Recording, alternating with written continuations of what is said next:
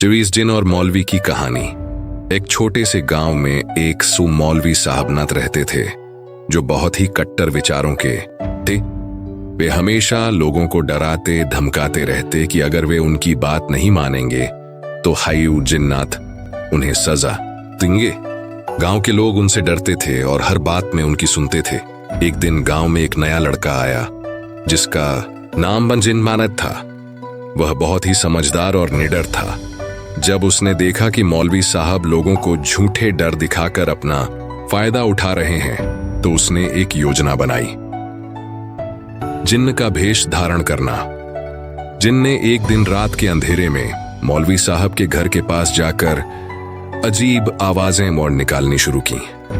मौलवी साहब डर गए और बाहर आकर देखा तो एक लंबा सा परछाई जैसा आदमी खड़ा था।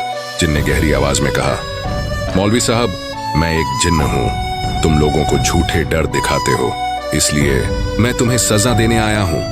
मौलवी साहब घबरा गए और गिड़गिड़ाने लगे, नहीं, मुझे माफ कर दो, मैं अब कभी झूठ नहीं बोलूंगा। सच्चाई सामने आती है।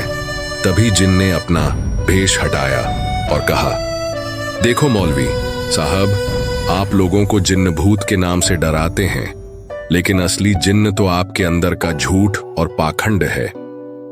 गांव वालों ने यह सब देखा तो उन्हें एहसास हुआ कि मौलवी साहब सिर्फ उन्हें बेवकूफ बना रहे थे। उस दिन के बाद से मौलवी साहब ने अपने तरीके बदल दिए और जिन्न की बहादुरी की सभी ने सराहना की। कहानी की सीखा। डर और अंधविश्वास से कभी सच्चाई नहीं छिपती। जो लोग दूसरों को झूठे भय दिखाते हैं, एक दिन उनकी पोल खुल ही जाती है। कैसी लगी कहानी? अगर आपको और मजेदार कहानियां चाहिए तो बताइए।